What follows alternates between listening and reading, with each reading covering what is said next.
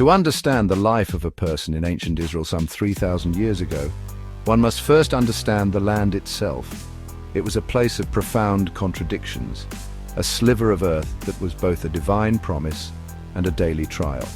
Positioned at the very crossroads of three great continents, Africa, Asia and Europe, this corridor of land was a vital artery for trade and a constant battleground for empires. Armies marched across its dusty plains, and the ambitions of kings were etched into its rocky hills. This strategic importance, however, offered little comfort to the families who called it home, for whom survival was a far more immediate and pressing concern. It was a land that demanded resilience, a place where life clung on with remarkable tenacity.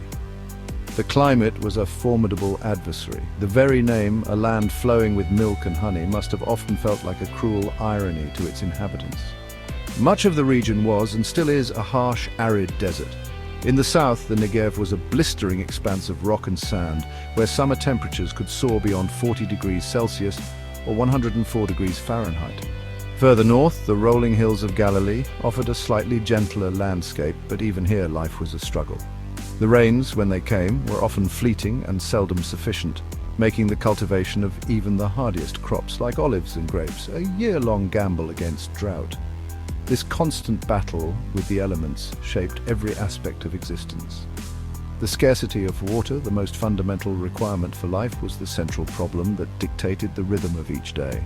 The sun was not just a source of light and warmth. It was a relentless force that baked the earth and withered the crops. Life expectancy was tragically short, with many not living to see their 30th year. The unforgiving environment, combined with the lack of modern medicine, meant that disease, hunger and exhaustion were constant companions. Disease, hunger, exhaustion. To be born into this world was to be born into a fight for survival from the very first breath. Yet, despite these immense hardships, life persisted. The people of ancient Israel developed an intimate knowledge of their environment, learning to read the subtle signs of the seasons and to harness what little the land would give. They carved cisterns into the rock to capture precious rainwater, terraced the hillsides to prevent soil erosion, and selected crops that could withstand the heat. Their story is not just one of suffering, but of incredible adaptation and endurance. It is a testament to the human spirit's ability to find a way to live and even thrive in one of the most challenging landscapes on Earth. In the arid landscape of ancient Israel, life revolved around a single precious resource: water. The struggle for water was a daily drama that defined family fortunes and community relationships. Wells were vital lifelines, often becoming points of contention and conflict between neighboring families or nomadic groups. The Bible itself is filled with stories that unfold around these crucial water sources. However, for most settled families, survival depended on their cistern. These were remarkable feats of engineering, underground reservoirs hewn by hand directly into the limestone bedrock beneath a home. A family's entire year, their very existence, was measured by the amount of winter rain their cistern managed to collect. A dry winter meant a year of thirst and potential starvation. Because of this scarcity, the water that was available was often of poor quality. Stored for months in cisterns or drawn from public wells, it was frequently contaminated and unsafe to drink on its own. This reality gave rise to a fundamental aspect of the daily diet: wine. For most people, wine was not a luxury for celebration, but a daily necessity. It was typically diluted with water, its alcoholic properties acting as a disinfectant that made the water safer to consume. This simple act of mixing wine and water was a practical solution to a life-threatening problem, a small but essential ritual of survival performed at every meal. The homes people lived in were as practical and rugged as the landscape itself. Constructed from rough-hewn stones and mud brick, these simple dwellings were designed to offer refuge from the oppressive summer heat. Houses were often built close together, sometimes stacked one on top of the other along a hillside, creating a maze of narrow alleyways. During the sweltering summer nights, the coolest place to be was not inside, but outside. Families would carry their sleeping mats up to the flat rooftops to catch any faint breeze that might drift by under the starry sky, a common practice that we see reflected in biblical narratives. The cornerstone of every meal was bread. It was so central to their diet that the concepts of eating and eating bread were almost interchangeable. Each family prepared its own, a laborious daily task. At dawn, the women would take a portion of wheat and grind it into flour using a heavy stone handmill, a rhythmic grating sound that would have been one of the first noises to break the morning silence in any village. Meat was an extreme rarity, a luxury reserved for the wealthiest households or for very special occasions, like the celebratory feast for a wedding or the return of a long-lost son. For the average person, a typical meal consisted of bread, some olives, perhaps a little cheese, and their cup of diluted wine. The workday in ancient Israel began with the first light of dawn, around 6 in the morning. Daylight was a finite and precious commodity, and not a moment of it could be wasted. The vast majority of the population was tied to the land, their lives governed by the agricultural cycle of planting and harvesting. Farming was back-breaking labor performed with simple tools. A farmer would guide a wooden plow pulled by a pair of oxen, breaking up the hard, sun-baked soil. At harvest time, the entire family would work in the fields, cutting wheat with handheld sickles and gathering grapes from the terraced vineyards that clung to the hillsides. For those not tilling the soil, life was often spent as a shepherd. This was a solitary and demanding existence, requiring constant vigilance. Shepherds led their flocks of sheep and goats across the sparse terrain in search of patches of grazing land and sources of water. They had to protect their animals from predators like wolves and jackals, and also from the ever-present danger of thieves. The shepherd's life was one of patient watchfulness, spent under the open sky in all weather, a reality that deeply colored the poetry and religious symbolism of the era where leaders were often described as shepherds of their people. In the region surrounding the Sea of Galilee, a different kind of toil defined the day. Here, fishing was the primary occupation. Fishermen would spend their nights out on the water, casting their nets by hand from small wooden boats. Their fortunes depended on the whims of the lake and the size of their catch, which they would then sell in the local markets. Like farming, it was a life of uncertainty and hard physical effort, a constant gamble against the elements for a modest return. These fishermen, farmers and shepherds formed the backbone of the Israelite economy, their labor feeding the nation. Travel between villages and towns was a slow and perilous undertaking. The roads were little more than unpaved tracks, often narrow and winding through treacherous terrain. A journey from the hills of Galilee in the north to the city of Jerusalem in the south could take a full week on foot. Travelers faced numerous dangers along the way. Bandits frequently hid in the rocky passes, waiting to ambush unsuspecting merchants or pilgrims. Wild animals still roamed the countryside, posing another threat. To travel was to expose oneself to significant risk, which is why people often journeyed in large groups or caravans for safety. Religion was not a separate part of life in ancient Israel. It was the very air the people breathed, the framework upon which their entire existence was built. The week was structured around one central immovable pillar, the Sabbath. Observed with absolute strictness from sunset on Friday to sunset on Saturday, the Sabbath was a divinely commanded day of complete rest. This was not merely a suggestion, but a law enforced with the utmost severity. The rules were extensive and explicit. All forms of work ceased. One could not light a fire, which meant all food had to be prepared the day before. One could not even carry a load or travel more than a short prescribed distance from one's home. This weekly pause was a profound and defining feature of Israelite identity. For 6 days, life was a relentless cycle of toil and struggle against the harshness of the land. But on the 7th day, everything stopped. The fields were quiet, the workshops were shuttered, and the grinding stones fell silent. It was a day for family, for community, and for turning one's thoughts toward God.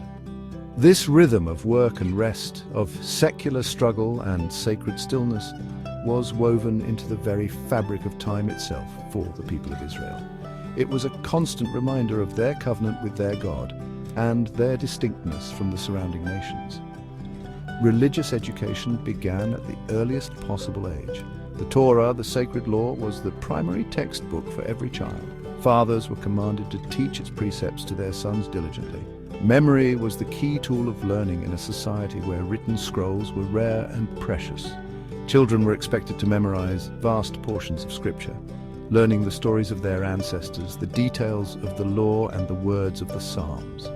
It would not have been uncommon for a young child of 5 or 6 to be able to recite entire chapters from memory, their minds steeped in the sacred traditions from their first years.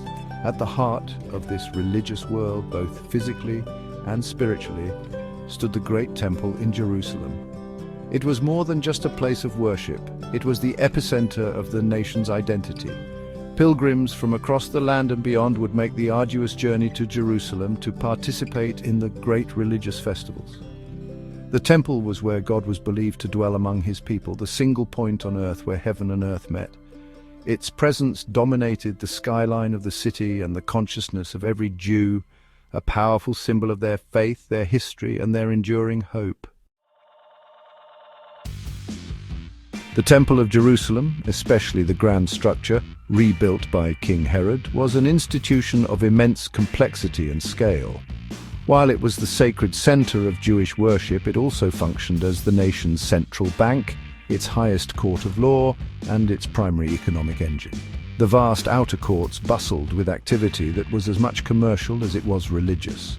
Money changers sat at tables, exchanging Roman and other foreign currencies for the special temple coins required for offerings, their services essential for the thousands of pilgrims who flocked to the city. Merchants sold doves, sheep, and oxen, the unblemished animals required for the rites of sacrifice. The air around the temple complex would have been thick with a symphony of overwhelming sensations. The constant lowing of cattle and bleating of sheep, the murmur of prayers in dozens of languages, and the haggling of merchants would have created a cacophony of sound, but honestly, most overpowering would have been the smell. The temple was, in effect, a massive, continuously operating slaughterhouse. The drains ran red with the blood of countless sacrificial animals. The smoke from the great altar, where the burnt offerings were consumed, rose in a perpetual column, carrying the scent of roasting meat and incense over the entire city. This visceral, sensory reality was a daily reminder of the raw and bloody nature of the sacrificial system. This system of sacrifice was staggering in its scale. Historians like Josephus estimate that during the festival of Passover, as many as 250,000 lambs might be sacrificed. Daily rituals also required a steady stream of offerings, burnt offerings, grain offerings, and drink offerings, performed by an army of priests working in shifts. For the common person, however, access to the heart of this sacred space was strictly limited. They were confined to the outer courts. Only the priest could enter the holy place, and only the high priest could enter the Holy of Holies, the innermost sanctum, and then only once a year on the Day of Atonement. This separation created a powerful sense of awe and distance. The ordinary Israelite could bring their offering, see the smoke rise and hear the sounds from a distance, but the central mysteries of the faith were performed out of sight, mediated by a professional religious class. The temple was simultaneously the heart of their world and a place from which they were fundamentally excluded. It was a place of immense power, both spiritual and political, controlled by a wealthy elite who managed its vast treasury and presided over its sacred and profitable rituals. Ancient Israelite society was far from a homogeneous community of equals. It was, a deeply stratified world, crisscrossed by rigid social and religious divisions. At the very pinnacle of this hierarchy were the Sadducees. This group comprised the high priestly families and the wealthy aristocracy whose power was centered on their control of the temple in Jerusalem. They were the religious and political establishment, often collaborating with the ruling powers, like the Romans, to maintain their privileged position.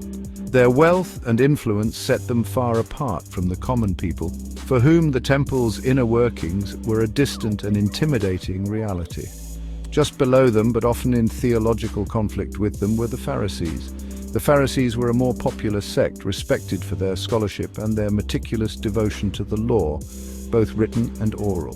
They placed great emphasis on public displays of piety, such as ritual purity, fasting, and prayer, and their influence extended into the synagogues in towns and villages across the land. While they were closer to the common people than the Sadducees, they also created a standard of religious observance that was impossible for the average working person to meet, fostering a culture of spiritual elitism and judgment. The gap between the rich and the poor was a vast and unbridgeable chasm. Wealth was concentrated in the hands of the priestly aristocracy, large landowners and successful merchants. At the other end of the spectrum were the masses of the poor landless peasants, day laborers and beggars. The parable of Lazarus, the beggar covered in sores who hoped for mere scraps from a rich man's table, was not an exaggeration but a reflection of a brutal reality. Debt could easily lead to a man losing his land and being forced into servitude, and for those with no family or resources, life was a daily struggle for basic subsistence. This social structure was seen as a reflection of divine favor. Wealth was often interpreted as a sign of God's blessing, while poverty and sickness were seen as punishments for sin. This belief system created a society with little compassion for those at the bottom. The poor were not just economically disadvantaged, they were often socially and spiritually ostracized, trapped in a cycle of destitution and shame. The prophets of Israel repeatedly railed against this injustice, crying out for the rights of the poor and condemning the rich who trample on the heads of the poor, but the deep divisions remained. Within this rigidly structured society, several groups were pushed to the absolute margins, their voices silenced and their rights curtailed. Women in particular occupied a subordinate position. Legally, they were considered the property of their fathers or husbands and had almost no independent standing. A woman could not testify in a court of law, and her life was largely confined to the domestic sphere. Marriages were arranged, often when girls were as young as 12 or 13, and were primarily transactions designed to benefit the family's social and economic standing. A woman's value was measured almost entirely by her ability to bear sons. If a woman's position was precarious, a widow's was often desperate. When a woman's husband died, she lost her primary source of protection and economic support. Unless she had a grown son who would take her in, she was left incredibly vulnerable. The law of Moses contained provisions to protect widows, but in practice they were frequently exploited. They could easily lose their inheritance and be cast out, forced into begging or servitude to survive. The scriptures are filled with warnings against mistreating widows and orphans, a testament to how common their plight was. Scribes and religious authorities were even accused of devouring widows' houses, using their legal knowledge to prey on the most defenseless members of society. Another group subject to complete segregation and deep-seated animosity were the Samaritans. The Samaritans inhabited the territory between Judea and Galilee and had their own version of the Torah and their own holy site at Mount Gerizim. To the Jews of Judea, they were seen as heretics and traitors, descendants of Jews who had intermarried with foreign colonists centuries before. The hatred was so intense that devout Jews would often take long detours when traveling between Galilee and Jerusalem, adding days to their journey simply to avoid setting foot on Samaritan land. Samaritans were considered impure, and any contact with them was thought to be contaminating.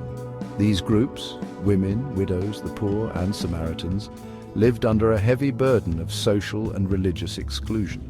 They were the outsiders within their own land, systematically denied power, agency, and often basic human dignity. Their suffering was a stark and constant feature of the social landscape. It was into this world of deep-seated prejudice and marginalization that a new message would eventually emerge, one that often focused specifically on reaching out to these very outcasts, offering a vision of a kingdom where the last would be first. The arrival of Rome in the 1st century BCE fundamentally altered the landscape of power in Israel. The land of the covenant became just another province in a vast impersonal empire, a puppet state ruled with an iron fist. The ever-present sight of Roman soldiers patrolling the streets of Jerusalem and the countryside was a constant, humiliating reminder of their subjugation. The Roman eagle standard, a symbol of pagan power, was an offense to Jewish religious sensibilities. This was not just a political occupation, it was a profound spiritual and psychological burden on the people. The Romans imposed their will through both force and law. One of the most grating daily humiliations was the law of Angaria, which permitted a Roman soldier to compel any local civilian to carry his heavy baggage for the distance of 1 Roman mile. This was an assertion of absolute power, turning any Jew into a potential beast of burden at a moment's notice. It was a small but constant reminder of who was in charge. Resistance was met with swift and overwhelming brutality. The Roman peace, the Pax Romana, was maintained not through harmony, but through the ever-present threat of terror. The economic burden of the occupation was crushing.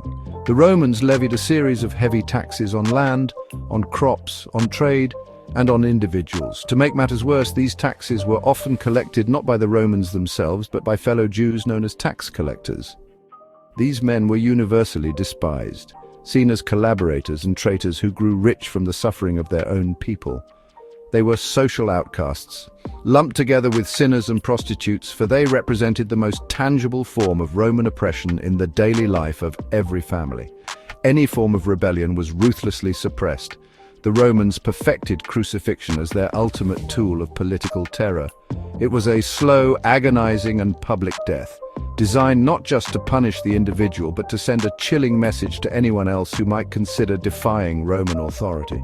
After rebellions, the roadsides could be lined with crosses, a gruesome spectacle of imperial power. The historian Josephus wrote that during the suppression of one revolt, so many were crucified that the Romans ran out of wood for the crosses. This was the brutal reality of life under the eagle's shadow, a reality that bred deep resentment and a desperate yearning for liberation. In this climate of oppression, poverty, and humiliation, the people of Israel clung fiercely to a single, powerful hope, the promise of a Messiah. They longed for a deliverer, a prophesied leader from the line of King David who would rise up to overthrow their enemies. This was not just a vague spiritual hope, it was an urgent political and military expectation. They envisioned a mighty warrior king who would shatter the yoke of Roman rule, purify the temple of corruption, and restore the kingdom of Israel to its former glory. This desperate desire created a fertile ground for would-be saviors. The decades leading up to and during the Roman occupation saw the rise of numerous figures who claimed, or were claimed by their followers, to be this long-awaited Messiah. Men like Theudas and Judas the Galilean gathered large followings, leading armed revolts against the Romans. They tapped into the widespread discontent and messianic fervor of the populace. However, each of these uprisings ended in failure. The leaders were killed and their followers were slaughtered or scattered by the legions. These failed rebellions only served to deepen the people's suffering and intensify their longing for a true deliverer who could succeed where others had failed. Amidst the dashed hopes and simmering anger, the people held fast to the ancient prophecies. They drew comfort from the words of prophets like Daniel, who spoke of a future kingdom set up by God that would never be destroyed. This belief that God had not abandoned them, that their suffering was temporary, and that a divine intervention was imminent provided the spiritual resilience needed to endure their harsh reality. It was a hope that was passed down through generations, whispered in synagogues, and prayed for in homes throughout the land. It was into this charged atmosphere of expectation and despair that Jesus of Nazareth emerged. He was not the military conqueror the people expected. He came from the humble region of Galilee, a carpenter's son who spoke not of armed rebellion but of a kingdom of love, peace, and forgiveness. He challenged the religious hypocrisy of the elite and reached out to the very outcasts society had rejected, the poor, the sick, and the tax collectors. His message was radical and transformative, offering a different kind of liberation. His life, death, and the belief in his resurrection would ultimately fulfill the messianic hope in a way no one had foreseen, setting the stage for a new faith that would change the course of world history.